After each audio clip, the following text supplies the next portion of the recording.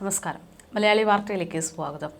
എത്ര കണ്ടാലും കേട്ടാലും എന്തിനേറെ പറയുന്നു, എത്ര കൊണ്ടാലും പഠിക്കാത്തവരാണ് മലയാളികൾ എന്നതിന് ഒരു ഉദാഹരണം കൂടെ പാലക്കാട് നിന്ന് വരികയാണ്. പാലക്കാട് അട്ടപ്പാടിയിൽ ഒരു യുവാവിനെ വിവസ്ത്രനാക്കി നിർത്തി കെട്ടിയിട്ട് തല്ലിച്ചതച്ച് അതിൻ്റെ വീഡിയോ എടുത്തിരിക്കുന്നു. വാഹനത്തിന് മുന്നിലേക്ക് യുവാവ് മദ്യപിച്ച് ചാടിയെന്നാരോപിച്ചാണ് ഒരു സംഘം ആളുകൾ ഈ യുവാവിനെ തല്ലിച്ചതച്ചിരിക്കുന്നത്. മെയ് 24-നാണ് സംഭവം നടന്നതെന്നാണ് വിവരം. ഇതിന്റെ ദൃശ്യങ്ങളൊക്കെ ഇപ്പോൾ സമൂഹ മാധ്യമങ്ങളിലൂടെ പുറത്തു വരുന്നുണ്ട്. അഗളി ചിറ്റൂർ ആദിവാസി ഉന്നതിയിലെ ഷിബുവിനെയാണ് ഇത്തരത്തിൽ മർദ്ദിച്ചിരിക്കുന്നത്. വിവസ്ത്രനാക്കി 1 മണിക്കൂറോളം പോസ്റ്റിൽ കെട്ടിയിട്ട് മർദ്ദിച്ചുവെന്നാണ് ഈ സംഭവത്തിന് പിന്നാലെ പരാതി നൽകിയിരിക്കുന്നത്. കഴിഞ്ഞ ഞായറാഴ്ചയാണ് വാഹനത്തിന് മുന്നിലേക്ക് ചാടിയെന്നാരോപിച്ചുകൊണ്ട് യുവാവിനെ പിക്കപ്പ് വാനിലെത്തിയിട്ടുള്ള ഒരു സംഘം മർദ്ദിച്ചത്. പരിക്കേറ്റ ഷിബു ചികിത്സയിൽ തുടരുകയാണ്.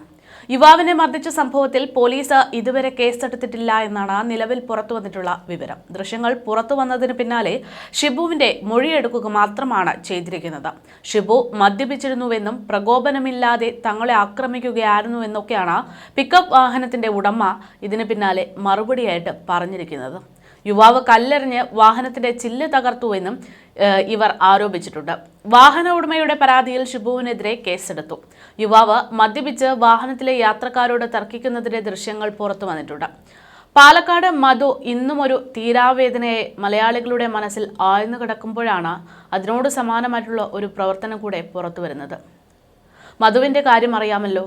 5-6 വർഷങ്ങൾക്ക് മുമ്പ്, കൃത്യമായി പറയുകയാണെങ്കിൽ 2018 ഫെബ്രുവരി 22-ന് ലോകത്തിന് മുന്നിൽ കേരളം തലകുനിച്ച് നിൽക്കേണ്ടി വന്ന ഒരു ദിവസമായിരുന്നു അത്. അതിദരിദ്രനും നിസ്സഹായനും മനോദൗർബല്യവുമുള്ള ആദിവാസി യുവാവിനെ ആൾക്കൂട്ട വിചാരണയ്ക്ക് ശേഷം തല്ലിക്കൊലപ്പെടുത്തിയ ദിവസമായിരുന്നു അത്. കാടിന് സമീപത്തെ കവലയായിട്ടുള്ള മുക്കാലയിലെ കടയിൽ നിന്ന് അരിയും മറ്റ് പലവ്യഞ്ജനങ്ങളും മോഷ്ടിച്ചുവെന്ന് ആരോപിച്ചുകൊണ്ടായിരുന്നു അന്ന് മധു ആൾക്കൂട്ട മർദ്ദനത്തിന് ഇരയായത്. സംഭവ ദിവസം കാട്ടിൽ മരത്തടികൾ ശേഖരിക്കാൻ പോയ ഒരാൾ ഗുഹയ്ക്കുള്ളിൽ മധുവിനെ കാണുകയും മുക്കാലിയിൽ നിന്ന് ആളുകളെ വിളിച്ചു വരുത്തി അങ്ങോട്ടേക്ക് പോകുകയും ചെയ്തു. ഈ ആൾക്കൂട്ടം മധുവിനെ ചോദ്യം ചെയ്യുകയും അതിക്രൂരമായി മർദ്ദിക്കുകയും കൊലപ്പെടുത്തുകയും ഒക്കെ ചെയ്തിരുന്നു. കൈകൾ ലുങ്കി കൊണ്ട് ബന്ധിച്ച് കനമുള്ള ചാക്കുകെട്ടുകൊണ്ട് തല ചുമടായി വെച്ച് 4 കിലോമീറ്ററോളം അകലെയുള്ള മുക്കാലി കവലയിൽ വരെ ആ മധുവിനെ തല്ലിച്ചതച്ചതിന് ശേഷം നടത്തിച്ചു. നടത്തത്തിനിടയിലും മുക്കാലയിലെത്തിയതിനു ശേഷവും മധുവിനെ ആളുകൾ മർദ്ദിച്ചിരുന്നു. മുക്കാലയത്തിലെത്തിയപ്പോൾ സമയം ഏതാണ്ട് ഉച്ചകഴിഞ്ഞ് 2:30. കൂട്ടത്തിൽ ആരോ പോലീസിനെ വിവരം അറിയിച്ചു. 3 മണിയോടെ പോലീസ് എത്തി. അവശനായ മധു 3:30-യോടെ പോലീസ് ജീപ്പിൽ ആശുപത്രിയിലേക്ക് പോവുകയും ചെയ്തു. ജീപ്പിൽ വെച്ച് മധു ഛർദ്ദിക്കുകയും കുഴഞ്ഞു വീഴുകയും ചെയ്തു. 4:15-ഓടുകൂടെ ആശുപത്രിയിൽ എത്തിച്ചു. മധു മരിച്ചു കഴിഞ്ഞതായി ഡോക്ടർ അപ്പോൾ പറഞ്ഞു. ആന്തരിക അവയവങ്ങൾക്കേറ്റിട്ടുള്ള ഗുരുതരമായിട്ടുള്ള ക്ഷതമായിരുന്നു മധുവിന്റെ മരണകാരണം. ഇത് പോസ്റ്റ്മോർട്ടം റിപ്പോർട്ടിൽ വ്യക്തമാണ്. തലയ്ക്ക് പിന്നിൽ മാരകമാം വിധം മുറിവേറ്റിരുന്നു മധുവിന്. വാരിയെല്ലുകൾ തകർന്നിരുന്നു. ശരീരത്തിൽ 42 മുറിവുകളാണ് ഉണ്ടായിരുന്നതെന്നാണ് ജുഡീഷ്യൽ മജിസ്ട്രേറ്റിന്റെ റിപ്പോർട്ടിൽ പറയുന്നത്. അട്ടപ്പാടിയിലെ ചിണ്ടക്കി സ്വദേശിയായിരുന്നു മധു. കൊല്ലപ്പെടുമ്പോൾ വെറും 27 വയസ്സായിരുന്നു പ്രായം. 7-ാം തരം വരെ പഠിച്ചു. അച്ഛൻ്റെ മരണത്തെ തുടർന്ന് പഠിപ്പ് നിർത്തേണ്ടി വന്ന വ്യക്തി. സംയോജിത ഗോത്ര വികസന പദ്ധതിക്ക് കീഴിൽ പാലക്കാട് മരപ്പണിയിൽ പരിശീലനം നേടി ജോലിക്കായി ആലപ്പുഴയ്ക്ക് പോയെങ്കിലും അവിടെ വെച്ച് ഒരു സംഘർഷത്തിനിടയിൽപ്പെട്ട് തലയ്ക്ക് പരിക്കേറ്റിരുന്ന വ്യക്തിയാണ് മധു. നാട്ടിൽ മടങ്ങിയെത്തി അലഞ്ഞു നടപ്പായി പിന്നീട്.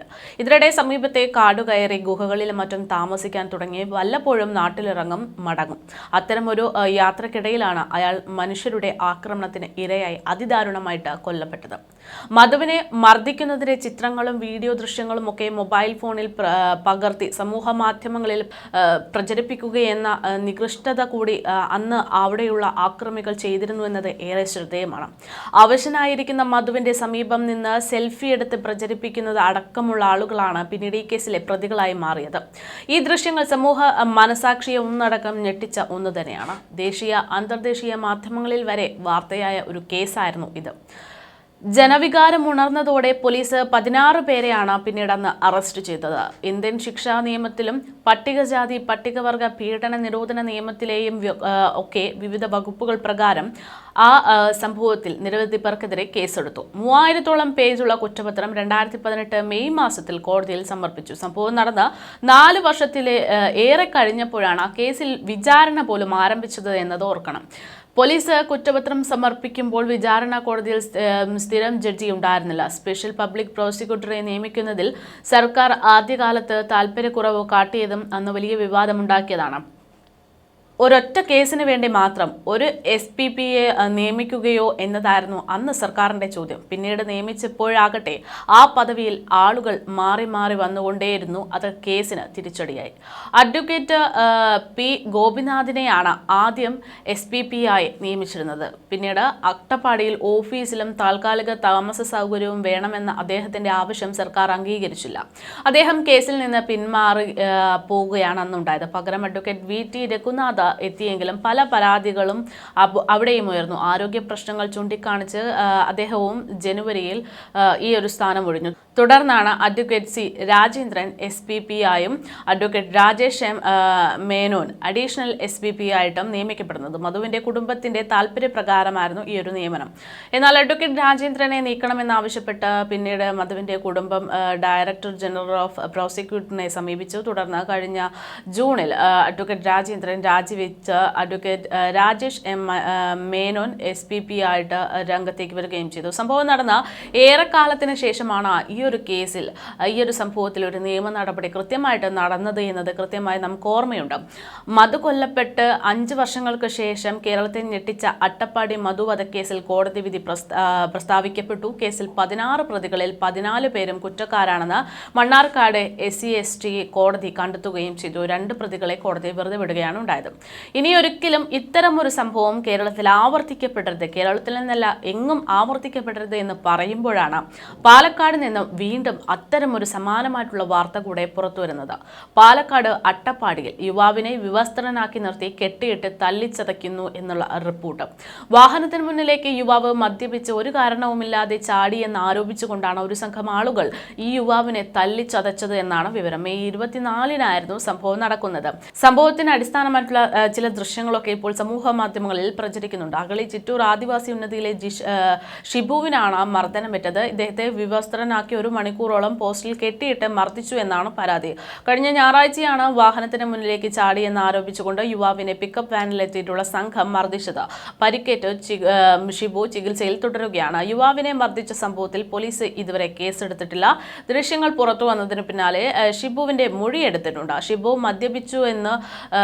മദ്യപിച്ചിരുന്നുവെന്നും പ്രകോപനമില്ലാതെ തങ്ങളെ ആക്രമിക്കുകയായിരുന്നു എന്നൊക്കെയാണ് പിക്കപ്പ് വാഹനത്തിന്റെ ഉടമകൾ ആരോപിച്ചിരിക്കുന്നത്. അതിന്റെ പേരിലാണ് ഒരു യുവാവിനെ ഇത്തരത്തിൽ വിവസ്ത്രനാക്കി നിർത്തി കെട്ടിയിട്ട് മർദ്ദിച്ചിരിക്കുന്നത് എന്ന് പറയുന്നതിലാണ് വിരോധാഭാസം.